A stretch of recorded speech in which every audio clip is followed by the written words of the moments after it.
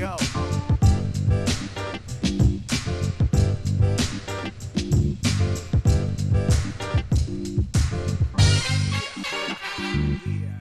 Breakthrough. Nothing personal word of the day for March 7th, 2022. It's Monday. It's breakthrough. Everybody is being so negative about the MLB lockout situation. Tired of hearing about it. I'm waiting for a breakthrough, and I think it's coming. I can feel it. I can smell it. I can sense it. And I want to talk about why and what happened this weekend that is causing extra optimism by me, but extra pessimism by the majority. I get why you feel the way you feel. I would feel that way too. If I weren't giving you the knowledge or had the knowledge of 18 years of negotiating with the players, with agents, with the union, understanding how they think, why they think, what their modus operandi is.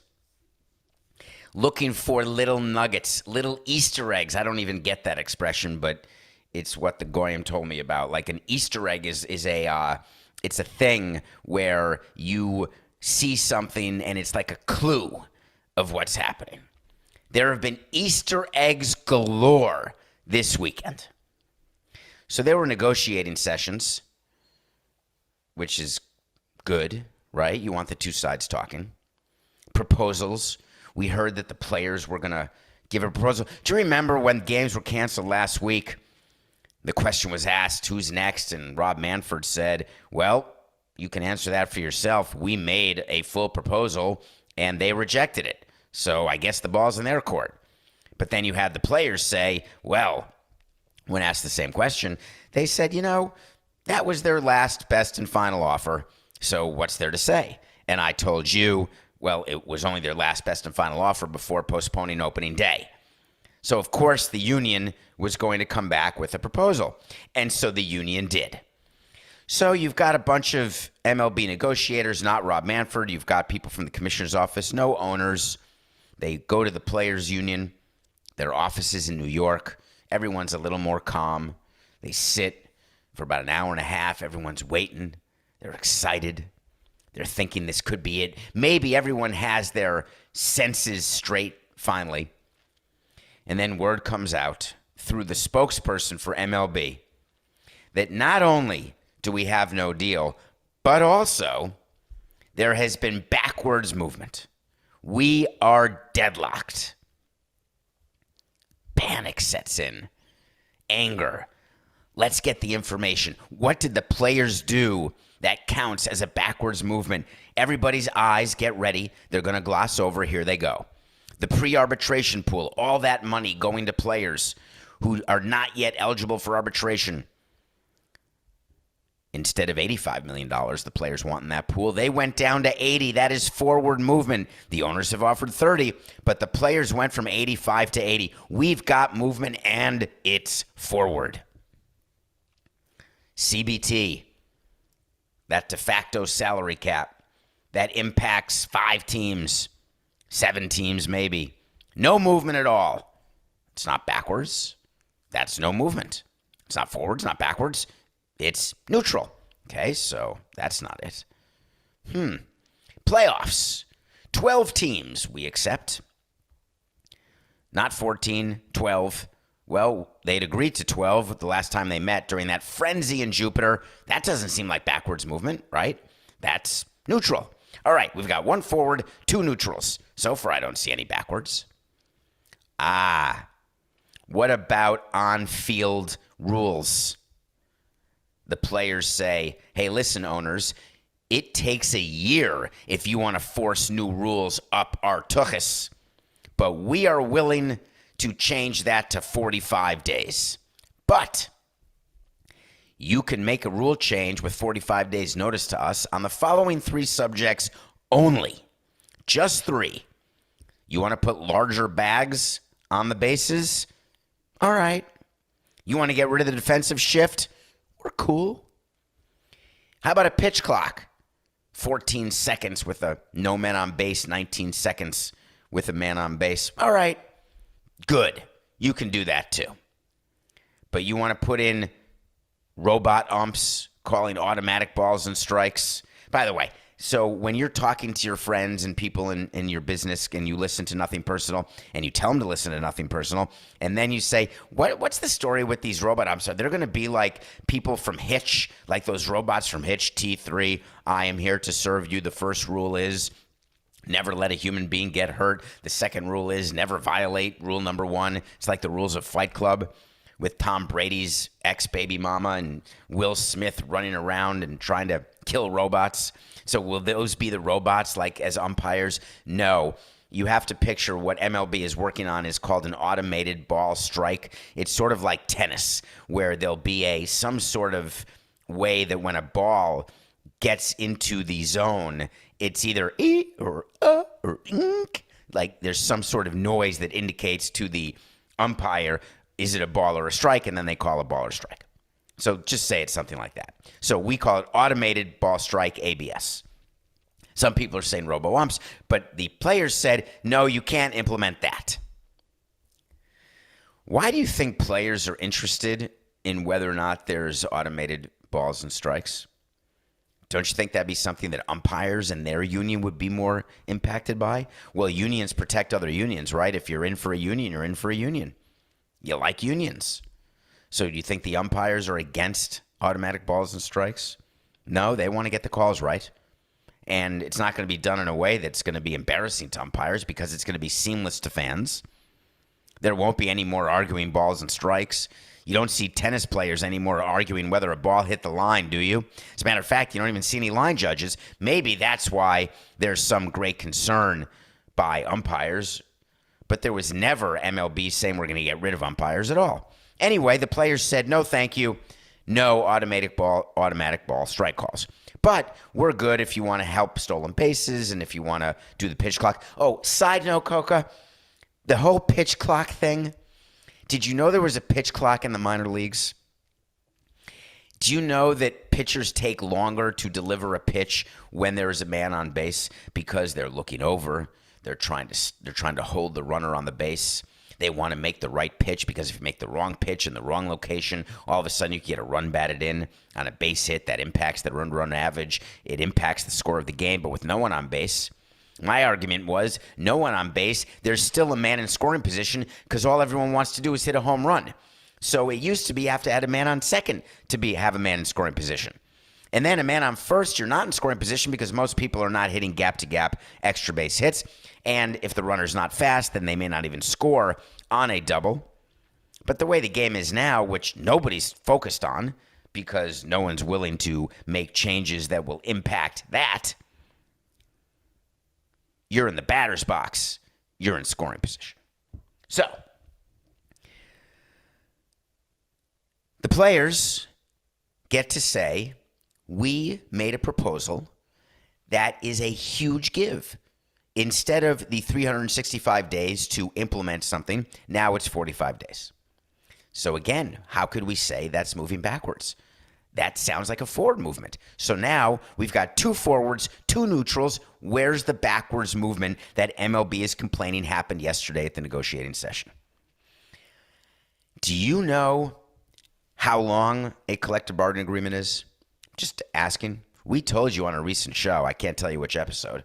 Let's just say that the MLB, when they gave a proposal that many Saturday ago, 3 Saturdays ago, was it by now? 4 Saturdays? About 130 pages.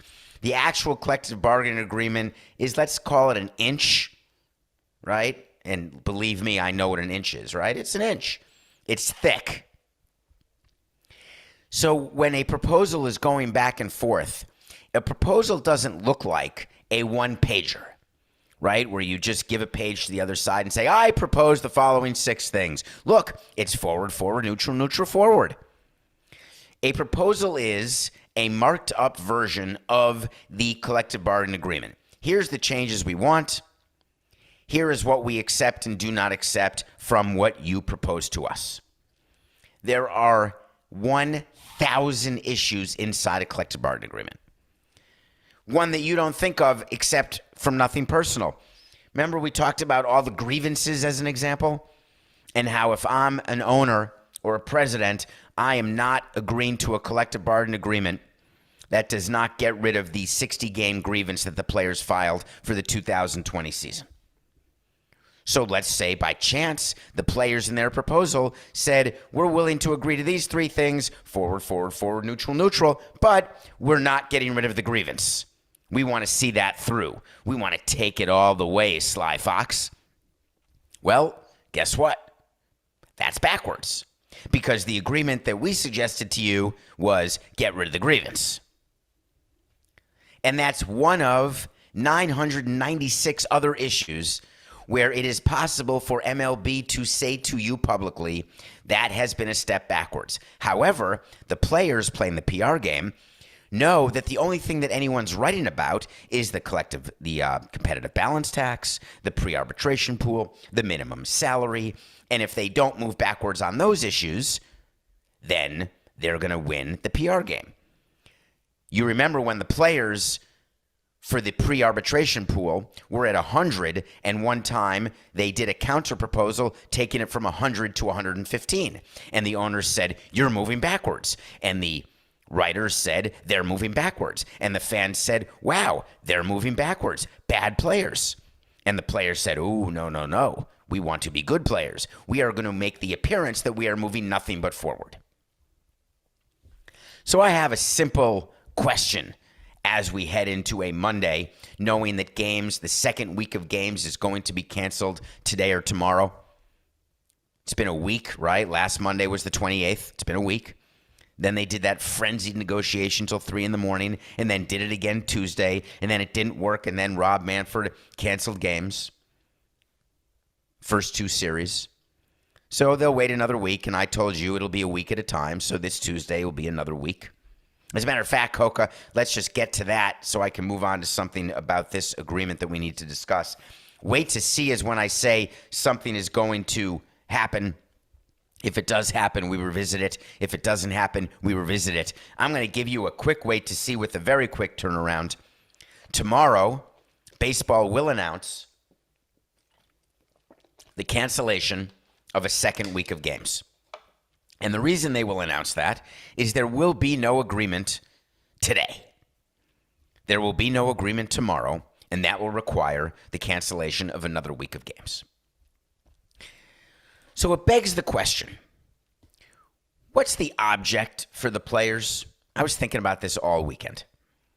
I was trying to understand, I know the object of the owners. I've been a president for a very long time. I know exactly what I want to do. I want to make as much money as I can. If I can win games, that'd be great. I don't want to be forced to spend money and waste money on people who I don't think are going to help me win games. I want to be able to pay the players as little as possible. Those were my objectives as president. Those are the objectives of all 30 presidents. Whether they say it, whether they lie to you or not, whether the owners lie to you or not, those are the objectives. The owners are in control of what the commissioner is able to negotiate. I cannot say it enough to you that to blame Rob Manfred is a mistake. You may not like him from a PR standpoint. You may not think he's good in front of a camera. But Rob Manfred can only offer to the players what he's got the votes to offer. When there are 4 owners acknowledged that voted no on a proposal, that means there were 26 who voted yes. That means that is a real proposal for the players to ponder. It doesn't matter that 4 owners were against it. It only matters if there are 8 owners against it, because if there's 8 owners against it, that means that the agreement can't be an agreement because there aren't the votes for it to be ratified. If I'm the players, I wonder whether or not it's true that there were 4 owners who voted against it. Because if I'm the players, I'm thinking the owners want to get that information out to us, don't they? They want to get that information out that there is a split camp amongst the owners. Why would the owners want to get the information out that there's a split camp, that it was 26-4? Wow. Epic. Because then the players would say to themselves, uh-oh, we don't have a lot of wiggle room here. If we push even harder for different levels of CBT or for more money in the arbitration pool, the pre-arbitration pool, what happens if that 4 becomes 8? then we're not going to get paid at all this year, and we're going to get a year older, and there could be a whole missed season of baseball. And that can't be what we want. We're trying to prove a point that we're a strong union, that we're trying to make up for the bad deal that we agreed to in 2016, and we're trying to hit the 8-run home run and get it all back, get the pound of flesh, the whole package. But if we overplay our hand and the owners really don't vote for it, wait a minute, the owners are not going to sit for a whole season. Oh, they may. So if you're on the owner's side and you're doing strategic PR and strategic negotiating, you're going to pretend that you don't want the 4 owners to be public. You're going to pretend that you don't want anyone to know that there's any discord amongst the owners. But that seems like it could be a positive development to get a deal done because it could scare the players.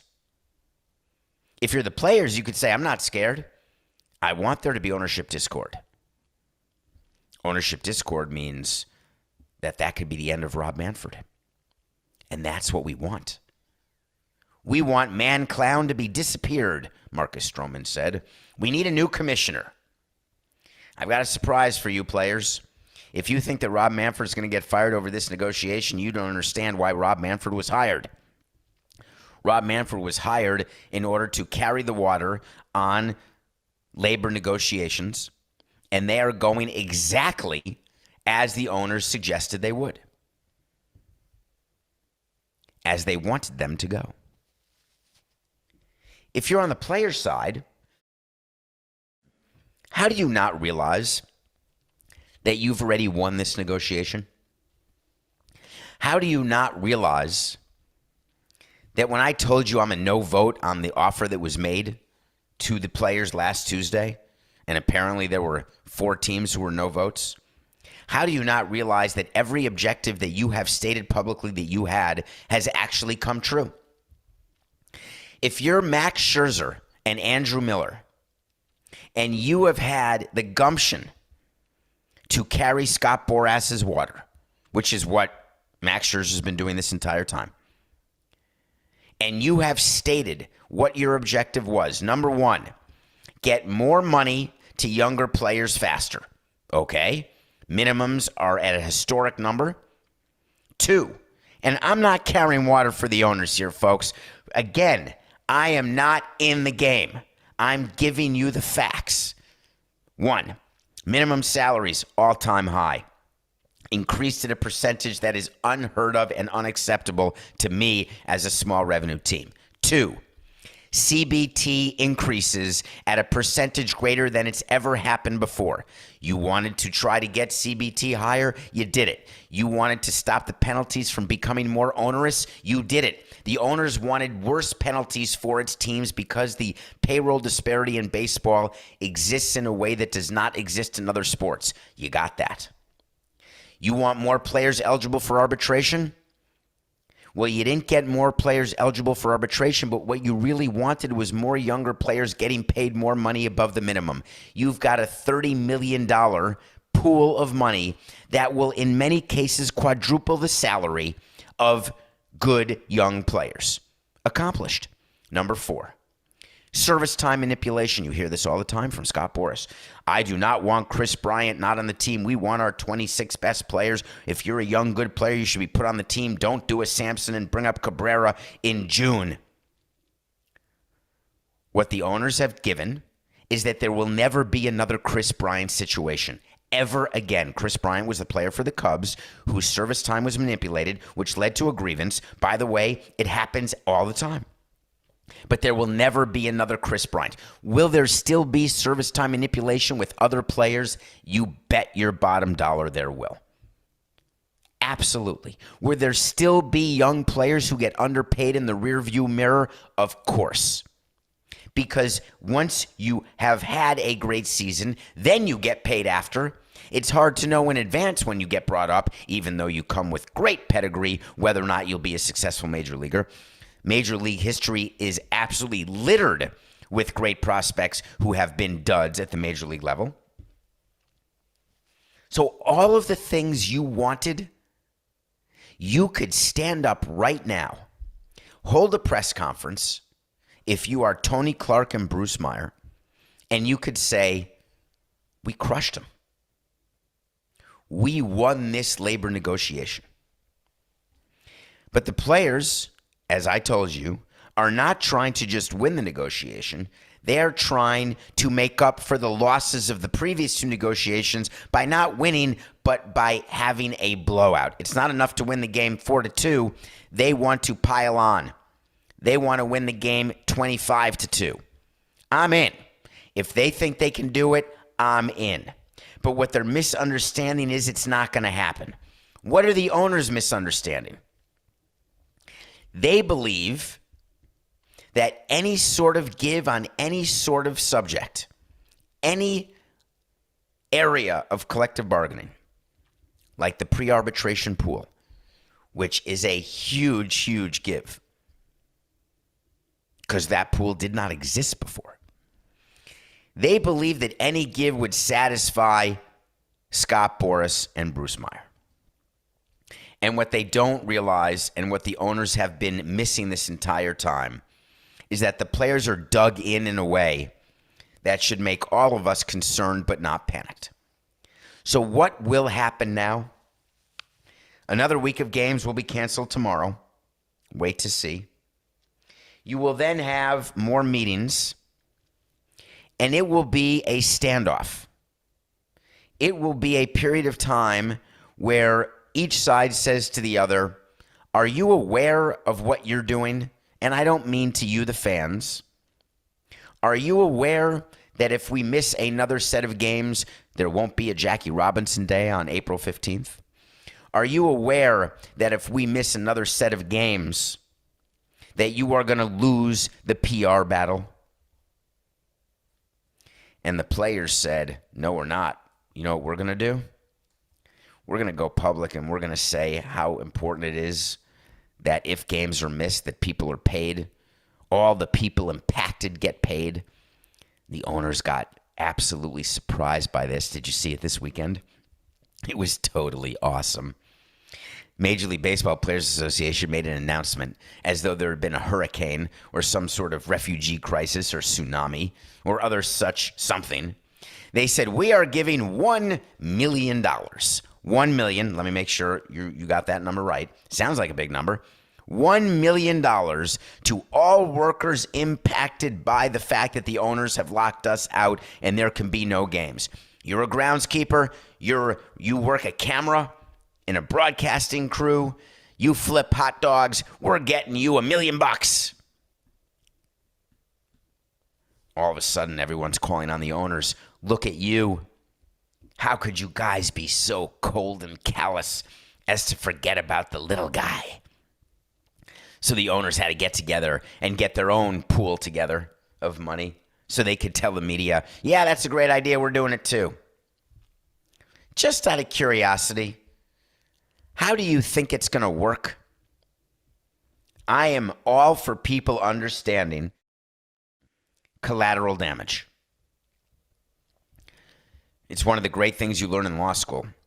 You've heard me talk to you about the ripple effect and how if you are paying attention in law school, you learn that when you drop a pebble in the middle of a stream, there is a ripple effect. It goes out in circles, right? So you drop it in one place, but all of a sudden 20 feet away in the river, you've got water that is being displaced and being moved. The ripple effect. Every decision, like the butterfly effect, Ashton Kutcher, right? Every decision you make impacts people, both intended and unintended. Consequences can be far-reaching.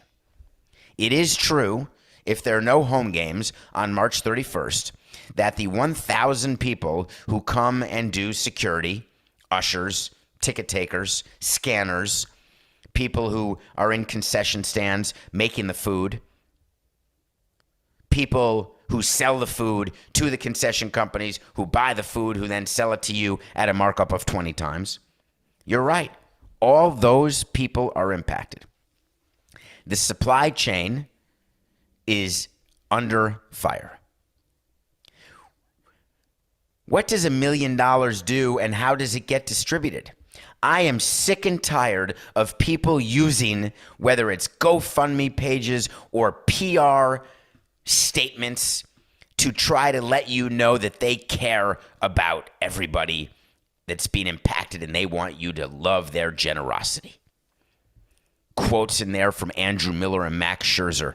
There are a lot of people who make our game great. Many aren't seen or heard, but they are vital to the entertainment experience of our games. Here's what's vital. Anyway, how about 2 hours and 55 minutes? Anyway. Unfortunately, they will also be among those affected by the owner-imposed lockout and the cancellation of games. Through this fund, we want to let them know that they have our support. Horse hockey. What it should say, through this release, through this statement, we want them to know that they have our support. And then it says they're going to work in the weeks ahead to determine the hardest hit communities and align resource distribution to those who need it most. So, practically speaking, are you going to apply for it? Do you have to show that you couldn't mitigate the fact that you're not flipping burgers at Pro Player, at Marlins Park, at Lone Depot Park, or at Yankee Stadium, and that you didn't try to get a job or you didn't get a job flipping burgers at another place, that you couldn't work at Barclays Center or any of the other facilities? And then you have to show the fact that you have rent due and that you're overdue on your rent, that you have maybe tuition for kids, or maybe you can't afford food. There are tons of people who are struggling. So I'm just curious what the timing will be and how the application process will work. So then you will identify people, and Coca was worried that I would be curmudgeonly during this topic. I'm not being a curmudgeon, Coca. I'm trying to explain to people, practically speaking, that this $1 million fund is the biggest bunch of CRAP I've ever HEARD. Forget the fact that people were mentioned in the statement who actually work for teams, like groundskeepers, etc. What are they going to give money to the teams in order to add extra money into the salary of the groundskeepers? Because the groundskeepers who are employees of the teams are going to get furloughed, and then the extra money from the $1 million split up amongst 30 teams. How much is that, Coca? What's $1 million divided by 30? Let's just, whatever, $300, $350, let's say. So that means that every team will get $35,000. What are they going to do with that? $35,000 per team. Let's say there's 1,000 employees, game day employees. So that's $350. Okay. It's great. David, come on. It's a good start. And then if MLB does $1 million, that's up to $700. Mark my words.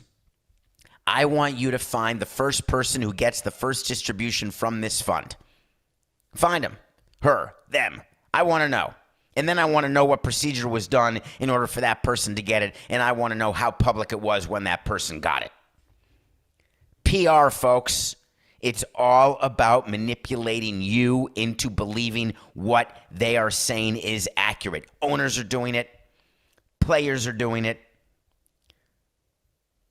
You're going to hear from people on the owner's side today. You have to.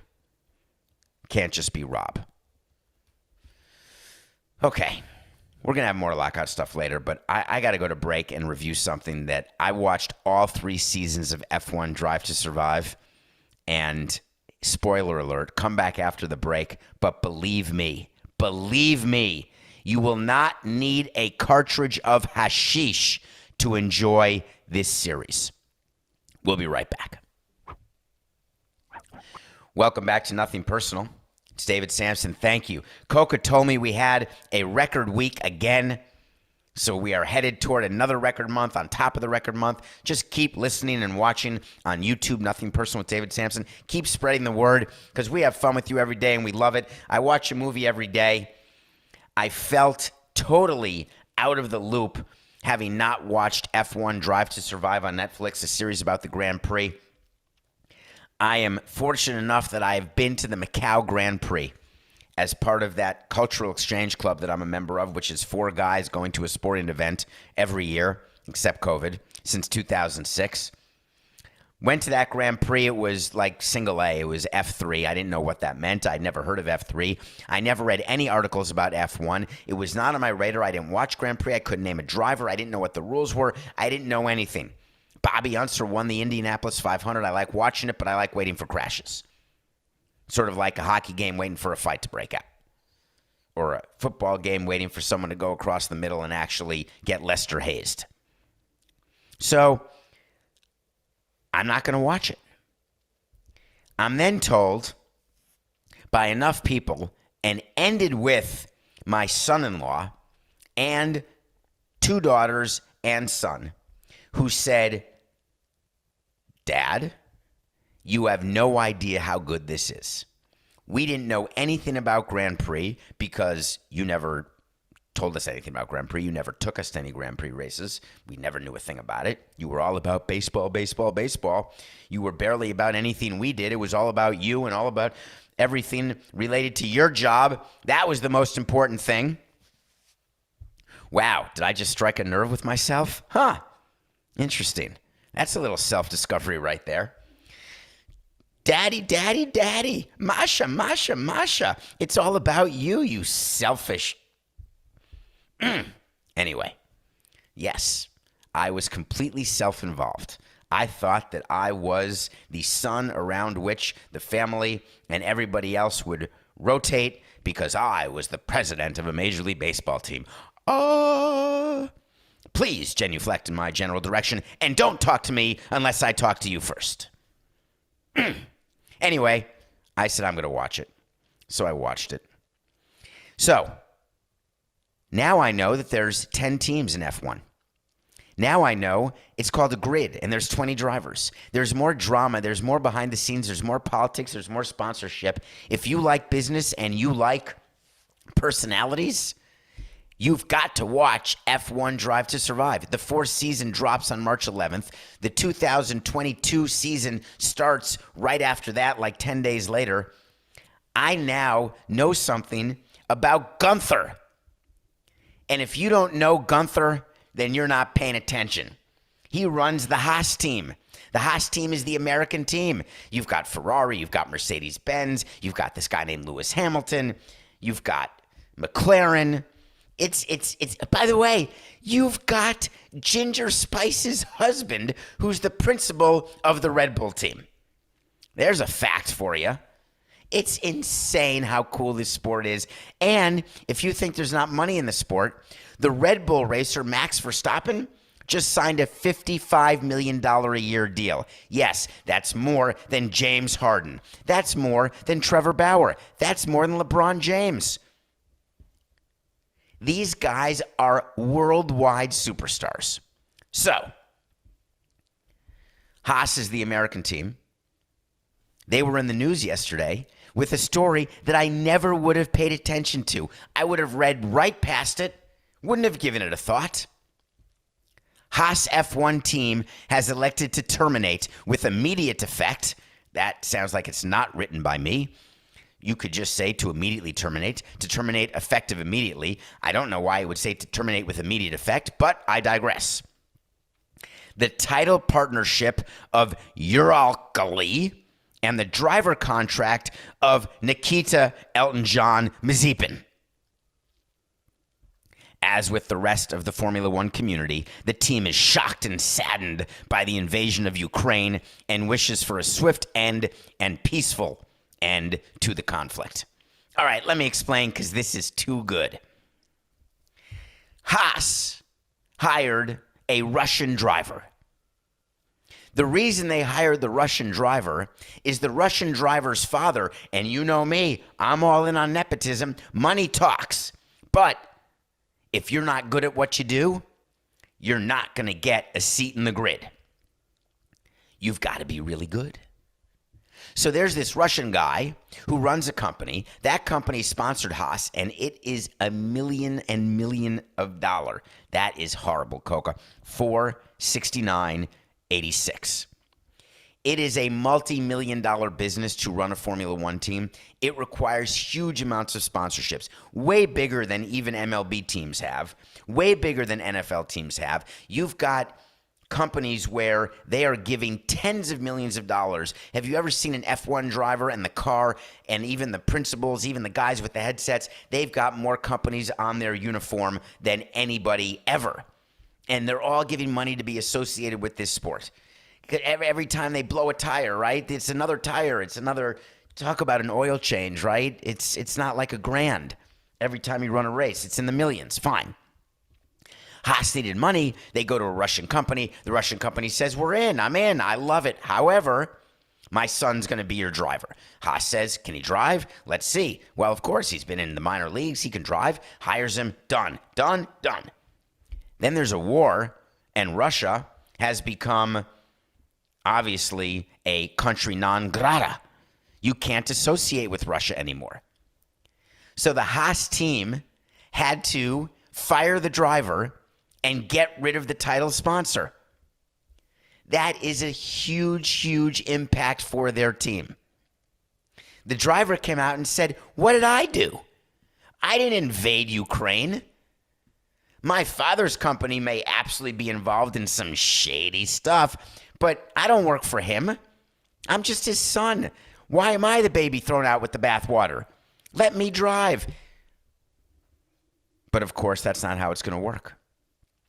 There are going to be athletes, whether they are in tennis, whether they are in F1, whether they are in basketball, and they are going to suffer the consequence of what their country is doing. But guess what? They're not the only people suffering that consequence. How would you like to be Brittany Griner today?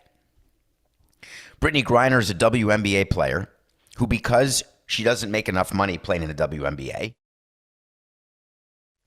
is forced to take on another job during the offseason. You've heard of players in baseball who play in the winter leagues, right?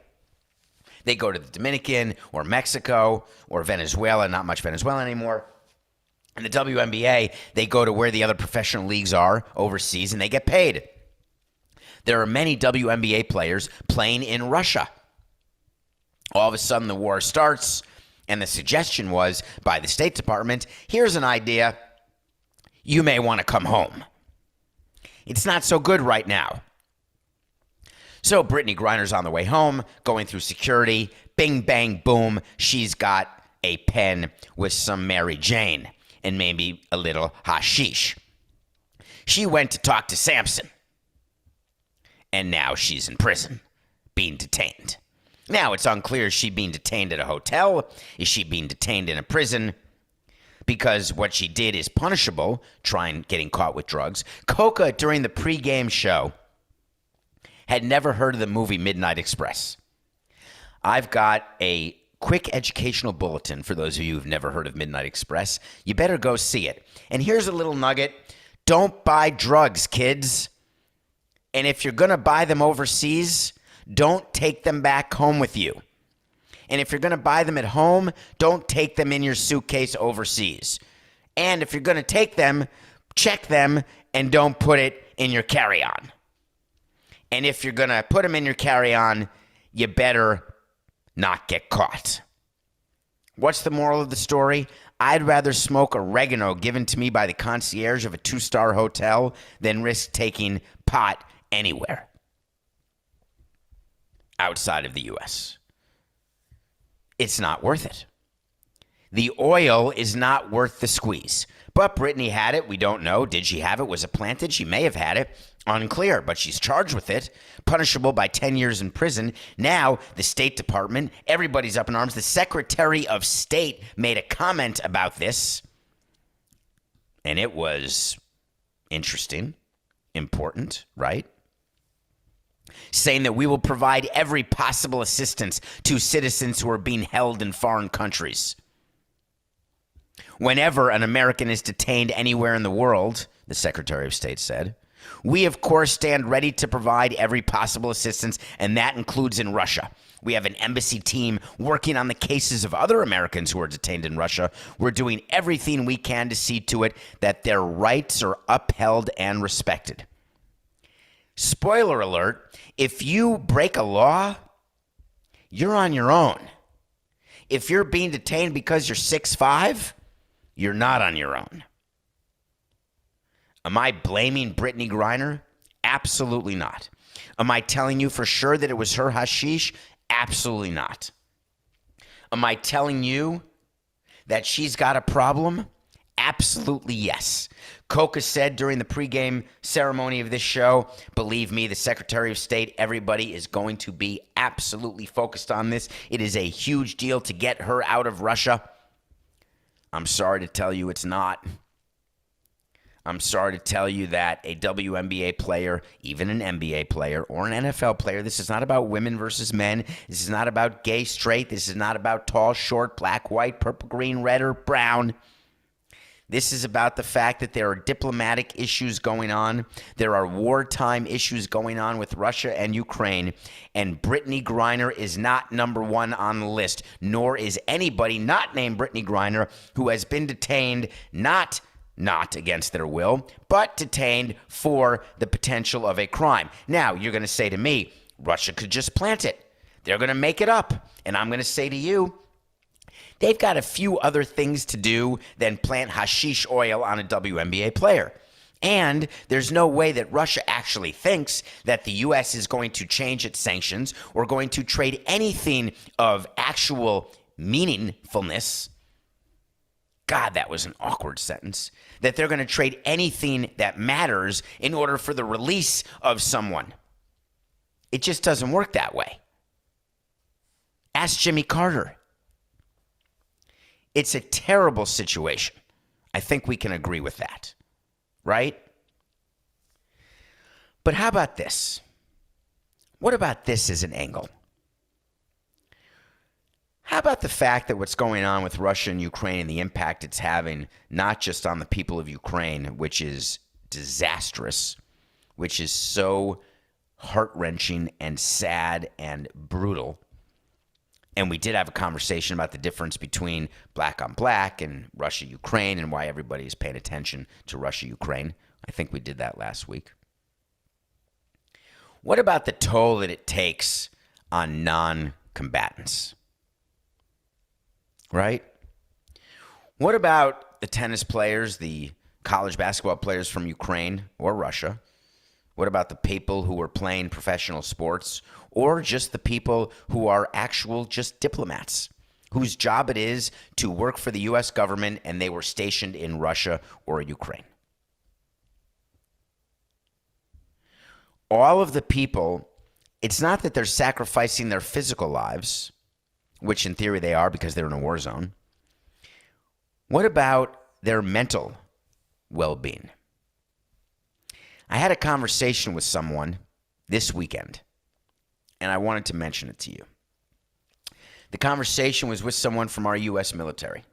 It was with someone who had not been sent overseas, had been doing exercises in the United States at different bases.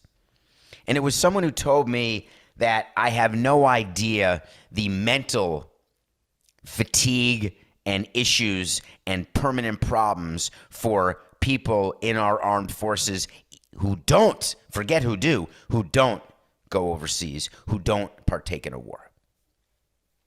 And I realized that I don't spend enough time thinking about that because when I went to visit the troops overseas in Bahrain, Qatar, and Frankfurt, Germany, visiting wounded soldiers in Landstuhl, I was visiting people who were there. Then I went to Fort Bragg to visit people who were here. And it never occurred to me that the people who were here had any sort of trauma versus people who were there. And I learned that it's not just people there, it's people here, it's people everywhere. And the amount of money that we pour into mental health is de minimis. The amount of care that we have over PTSD, there's movies made about it. Thank you for your service. There's so many movies about people with PTSD, soldiers coming back. Not as much focus on people who are not combatants. Never any focus on people who are just sort of ancillarily impacted by the war, whichever war it is, whichever conflict, whichever police action. How do you think Brittany Griner feels right now? How scared do you think she feels? And what impact do you think it will have on her when she comes home? Huge. It's a malrev, folks. This is a nightmare. And I think it's high time that we spent at least a minute of your day thinking about the ripple. the pebble, the stone in the middle of the water that has a ripple effect, when you wonder why we take the policies that we take from a foreign standpoint, and we try to stop or aid different countries, we are doing it for the sole purpose because we understand the impact that this will have, not just on people fighting and dying, but on the people who survive who never signed up to fight for their country. Let's keep our eye on the ball, folks. And instead of complaining every single day about minimum salaries or CBT, let's keep in mind that there's some stuff going on in the world right now, and it's not just in Russia and Ukraine, that will have an impact that will have a far greater economic and psychological impact than anything that goes on with the MLB lockout. That's our show for today. It's just business. This has been Nothing Personal.